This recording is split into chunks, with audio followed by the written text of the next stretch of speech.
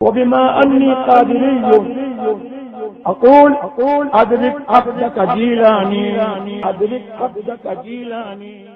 السلام علیکم ورحمۃ اللہ تعالی وبرکاتہ. الحمد للہ رب العالمین والصلاة والسلام علی سید الانبیاء والمرسلین وعلى آلہ واصحابہ وازواجہ وذریاتہ واہل بیتہ واحبابہ اجمعین. اما بعد فاعوذ باللہ من الشیطان الرجیم. بسم اللہ الرحمن الرحیم. حامیم والکتاب المبین. انا انزلناہ فی لیلۃ مبارکۃ انا کنا منذرین فیہا یفرق کل امر حکیم. صدق اللہ العلی العظیم وصدق رسولہ النبی الامین المتین الکریم ونحن على ذلك لمن الشاهدين والشاكرين والحمد لله رب العالمين. رب اشرح لي صدري ويسر لي امري واحلل عقدة من لساني يفقهوا قولي.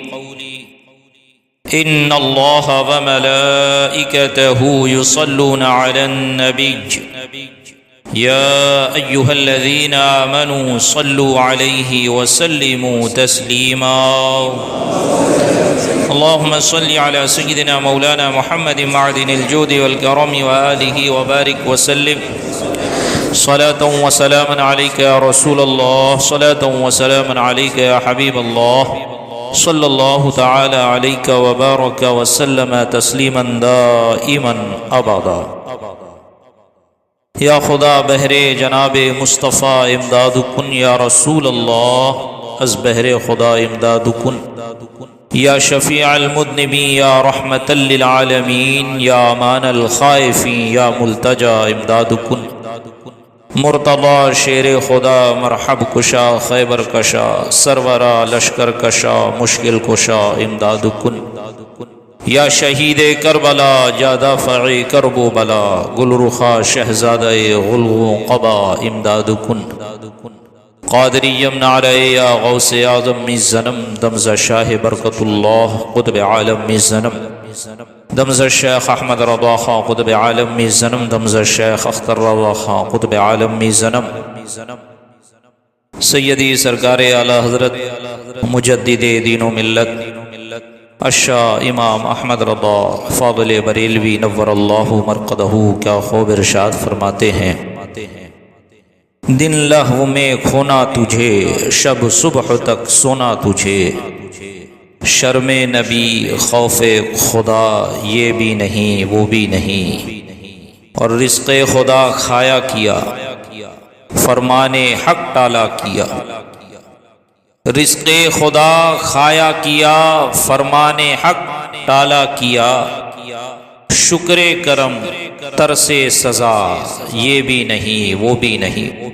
عزیزان ملت اسلامیہ رفیقان گرامی، اللہ تبارک و تعالی کا یہ لاکھوں کروڑوں احسان ہے کہ مولا کریم نے ہمیں اس خاکدان گیتی پر پیدا فرمایا تو مسلمان اور ایمان والا بنا کر پیدا فرمایا.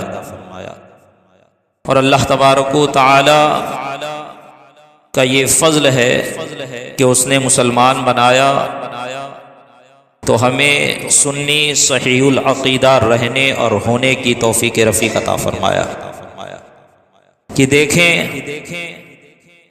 دین سے متعلق جتنے منصوبات ہیں اور وہ ایام یا وہ شخصیات وہ ذوات قدسیہ کہ جن کو دین اسلام نے شریعت مطہرہ نے اللہ و رسول نے عزت و رفعت عطا فرمائی، ان تمام ایام اور ان ذوات قدسیہ کی محبت کا بھرم رکھنے والے اور ان ایام کو منانے والے پوری دنیا میں واحد ہم سنی صحیح العقیدہ مسلمان ہے.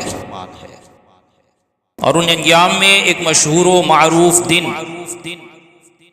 جو ہم غربائے اہل سنت بڑے ہی تجھ کو احتشام کے ساتھ مناتے ہیں، اور اس میں اللہ تبارک و تعالیٰ کی بارگاہ میں سجدہ ریز ہوتے ہیں، ذکر و اذکار کرتے ہیں، اس سے مغفرت طلب کرتے ہیں، اور اس کی بارگاہ میں عجز و انکساری اختیار کرتے ہوئے اپنی گناہوں کی معافی طلب کرتے ہیں، جسے ہم اور آپ لیلت برات یعنی شب برات کے نام سے یاد کرتے ہیں۔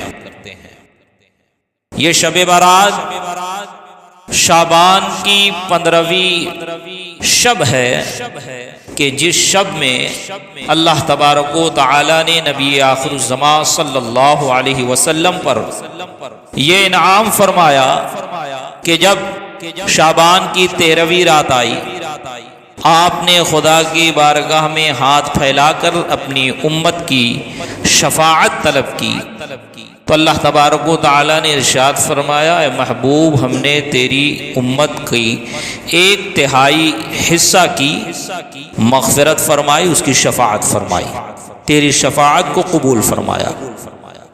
نبی پاک صلی اللہ علیہ وسلم نے پھر 14ویں شب میں ہاتھ اٹھا کر خدا تعالیٰ کی بارگاہ میں دعا کی، مولا کریم میری امت کو بخش دے، میری امت کی میں شفاعت کرتا ہوں، میری شفاعت کو قبول فرما، اور امت کے لیے مغفرت طلب کی۔ تو اللہ تبارک و تعالی نے نبی آخر الزمان صلی اللہ علیہ وسلم سے فرمایا، ہے محبوب، ہم نے تیری امت کے 2/3 لوگوں کو معاف کیا، ان کے حق میں تیری شفاعت قبول فرمائی۔ پھر جب 15ویں شب آئی شعبان کی، تو نبی آخر الزمان صلی اللہ علیہ وسلم نے اللہ تبارک و تعالیٰ کی بارگاہ میں ہاتھ اٹھا کر دعا کی اور عرض کی، مولا کریم میری امت کی شفاعت قبول فرما، میرے امت کے حق میں میری شفاعت قبول فرما، میں شفاعت کرتا ہوں اور میری امت کی مغفرت فرما۔ تو یہ وہی 15ویں شب ہے جسے ہم شب برات کہتے ہیں۔ اس 15ویں شب میں جب میرے آقا نامدار مدینے کے تاجدار صلی اللہ علیہ وسلم نے خدا تعالیٰ کی بارگاہ میں ہاتھ اٹھا کر اپنی امت کے لیے مغفرت طلب کی ہے، تو آواز آئی ہے، اے میرے محبوب، ہم نے تیری پوری امت کی مغفرت کر دی۔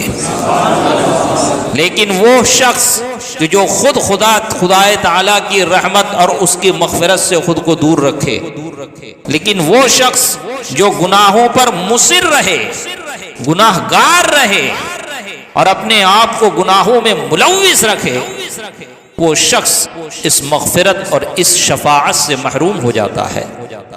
عزیزان ملت اسلامیہ، یہ 15ویں شب جسے ہم شب برات کہتے ہیں، یہ کوئی جاگنے والی رات نہیں ہے کہ جس میں جاگا جائے، تماشا کیا جائے، گاڑیاں لے کر ادھر ادھر ٹہلا جائے، گھوما جائے، پلاننگ کی جائے، تہوار کے نام پہ اپنے کاموں سے چھٹی لی جائے اور اس تہوار کو اس طور پر گزارا جائے کہ دیکھنے والے محسوس کرے کہ فقط کھیل اور تماشے کا نام یہ شب برات ہے۔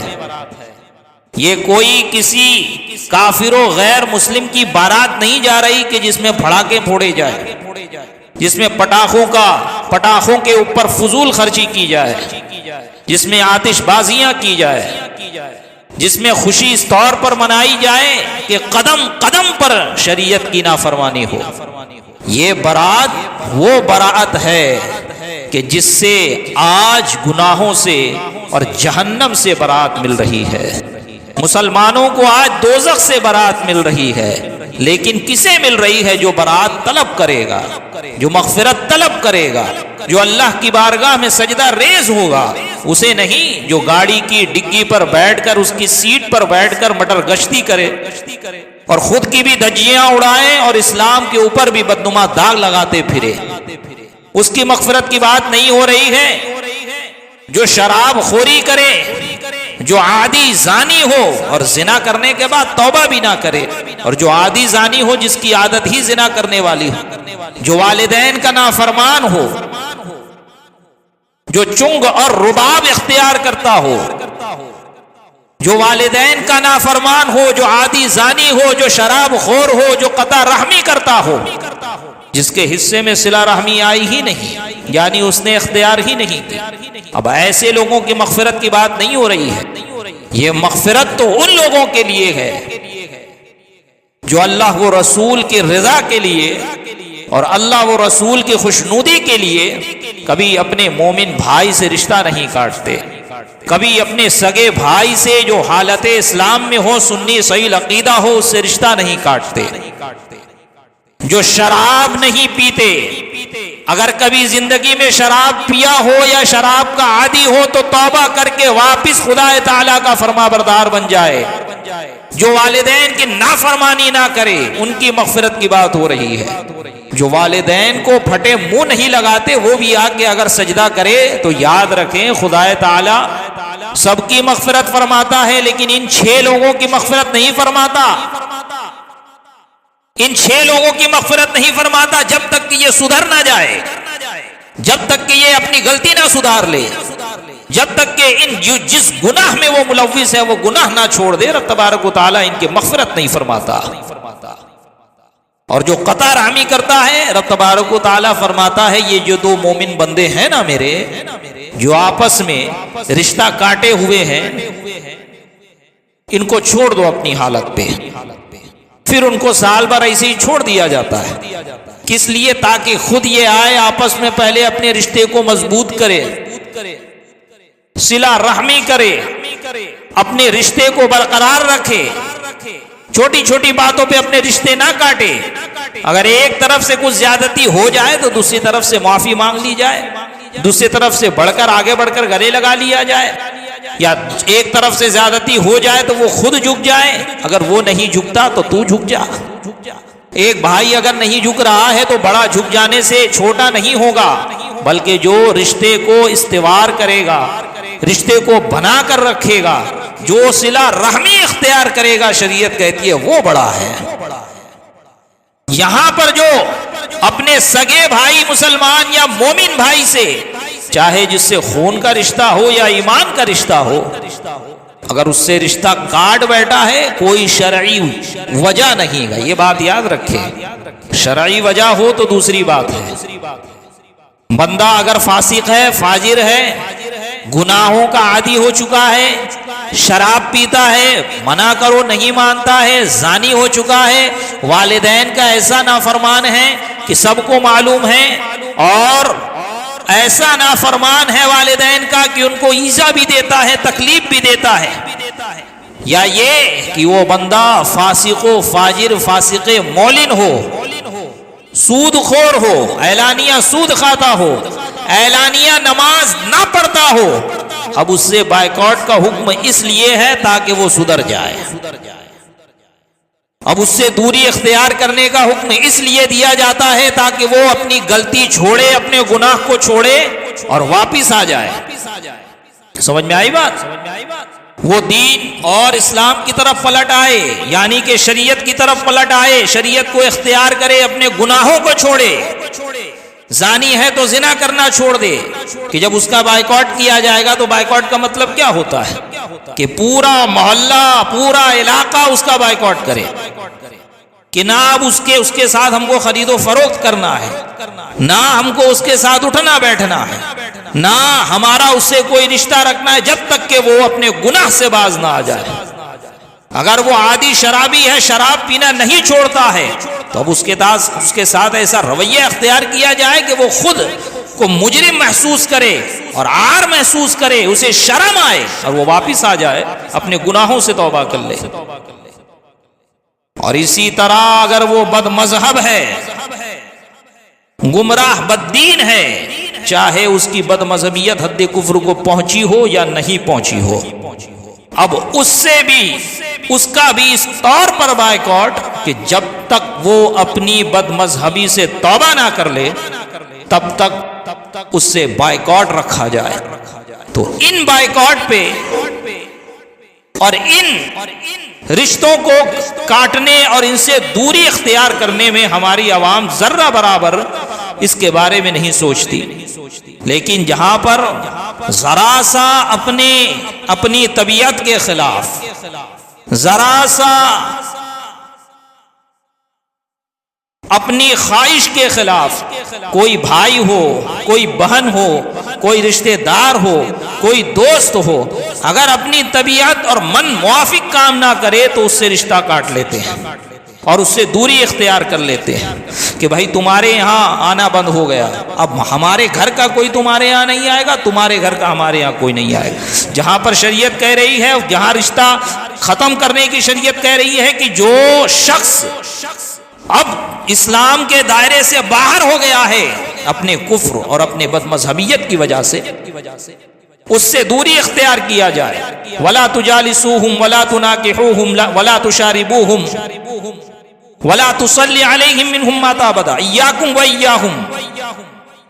کئی جگہ احادیث میں الگ الگ حکم نبی پاک نے ارشاد فرمایا اور صاف ارشاد فرمایا إِيَّاكُمْ وَإِيَّاهُمْ کہ تم ان سے دور رہو، وہ تم سے دور رہے. تم ان کو اپنے آپ سے محفوظ رکھو، خود کو ان سے محفوظ رکھو اور خود کو ان سے دور رکھو اور ان کو اپنے آپ سے دور رکھو. کیوں؟ کیونکہ جب بد مذہبیت اور مرتدین سے آپ کی ملاقات ہوگی، آپ کی ہم نشینی ہوگی، آپ صحبت اختیار کریں گے تو صحبت سے در و دیوار بدل جاتے ہیں. صحبت سے در و دیوار بدل جاتے ہیں. انسان جب ان کے ساتھ اٹھے بیٹھے گا تو بتائیں کیا ان کی بد مذہبیت کا اثر آپ کے اوپر نہیں آئے گا؟ صاف ستھرے کپڑے کو اگر کیچڑ میں پھینکا جائے تو وہ کیچڑ صاف ستھرا ہو جائے گا یا کپڑا گندا ہو جائے گا؟ ہر عقل مند آدمی جانتا ہے کہ کپڑے کو صاف کرنا ہے تو کیچڑ سے نہیں بلکہ صاف پانی سے دھویا جاتا ہے.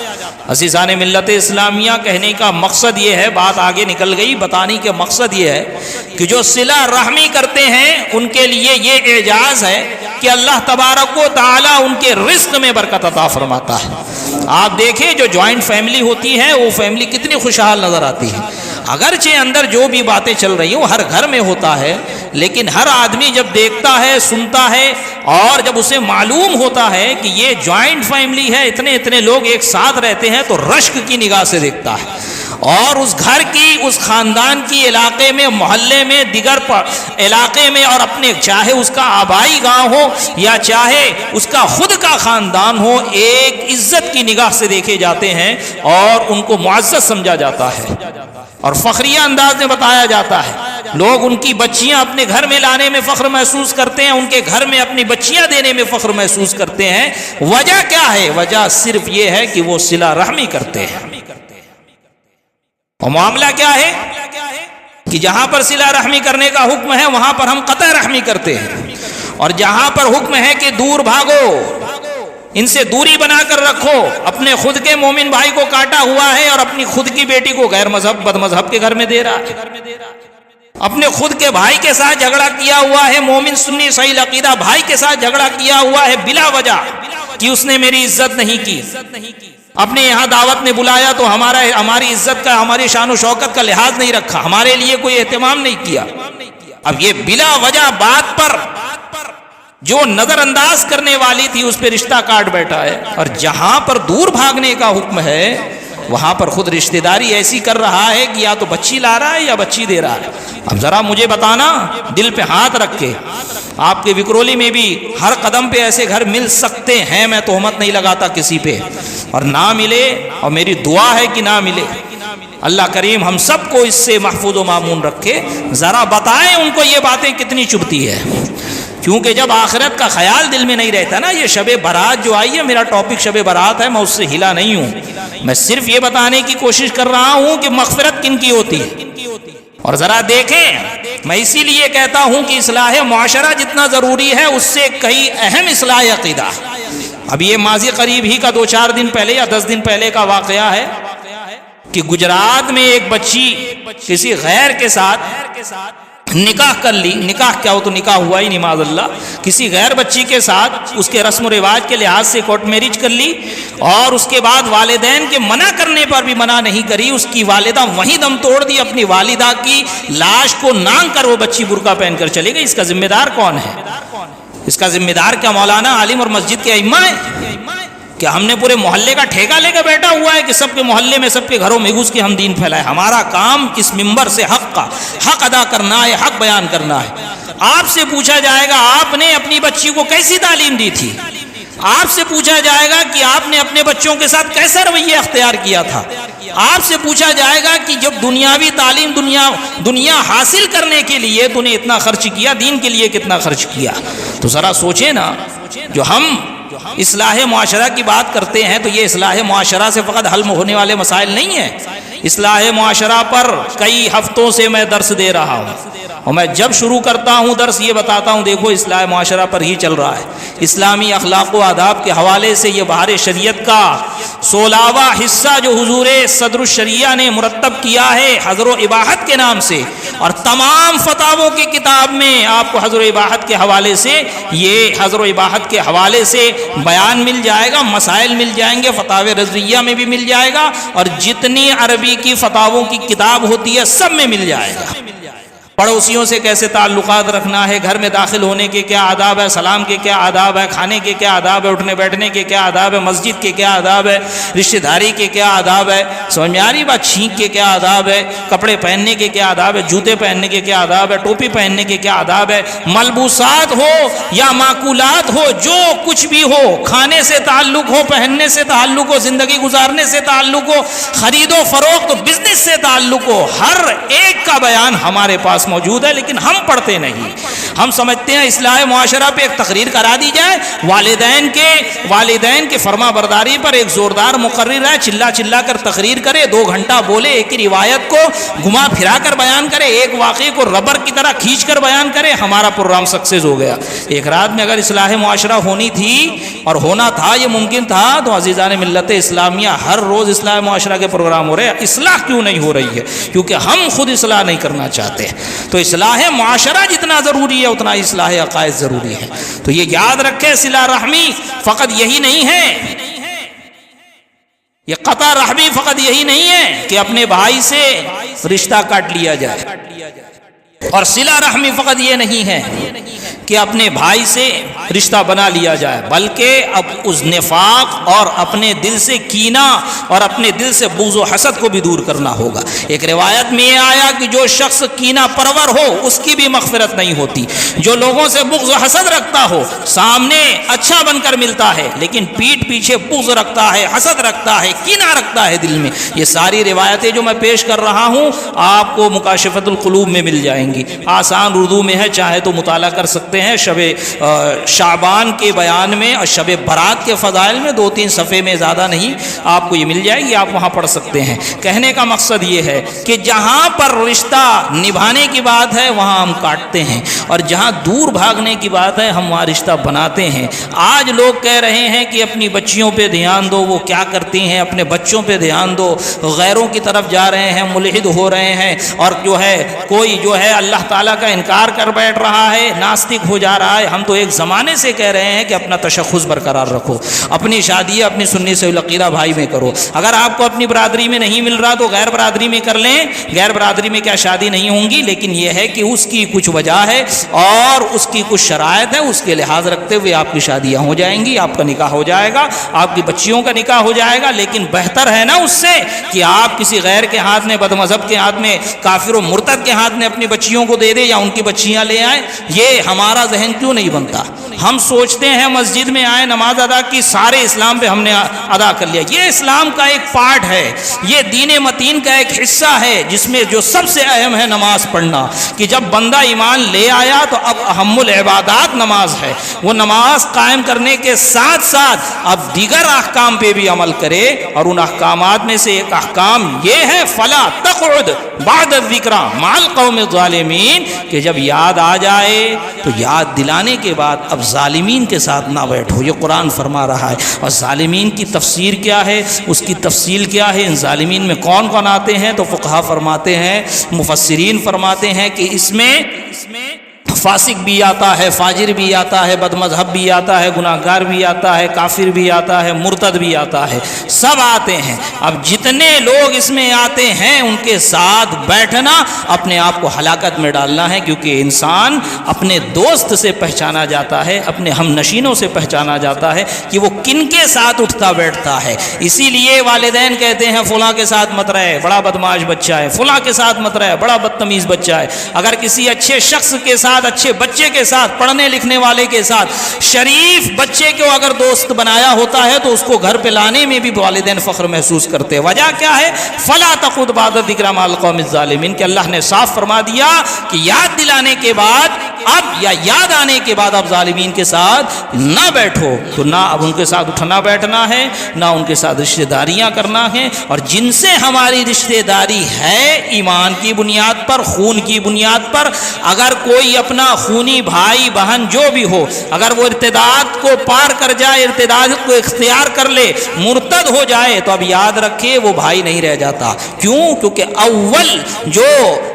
اول جو رشتہ ہے وہ خون کا نہیں، وہ ایمان کی بنیاد پہ ہے۔ اس لیے فرمایا گیا انما المؤمنون اخوہ، کہ تمام مسلمان، تمام مومنین و مومنات، مسلمان اور مسلمات بھائی اور بہن ہیں۔ یہ کس بات پہ ہے؟ یہ اس بات پہ ہے، یہ اس وجہ پہ ہے کہ اس کا رشتہ ایمانی ہے۔ تو لہذا اے میرے مسلمان بھائی بہنوں، اے میرے مسلمان بالخصوص بھائیوں، بزرگوں، آپ یہ ذہن میں رکھیں اور یہ کبھی اپنے ذہن سے نہ نکالیں کہ یہ دنیا فانی دنیا ہے، آپ کو آخرت کی تیاری کرنی ہے، اور آخرت کی تیاری کے لیے ایک بہترین ذریعہ شب برات ہے۔ اور یہ شب برات میں آپ ماتھا خدا تعالیٰ کی بارگاہ میں ٹیکیں، خود بھی ٹیکیں، اپنے گھر کے نوجوان بچوں سے بھی کہیں، اور جو چھوٹے بچے ہیں اس بات کا ان کے لیے خیال رکھیں۔ ہمیشہ اعلان کیا جاتا ہے کہ اپنے بچوں کو اگر مسجد میں لائیں تو اپنی ذمہ داری پہ اس طور پہ لائیں کہ وہ کھیل کود نہ کریں، کیونکہ ناسمجھ بچوں کو مسجد سے دور رکھنے کا حکم ہے۔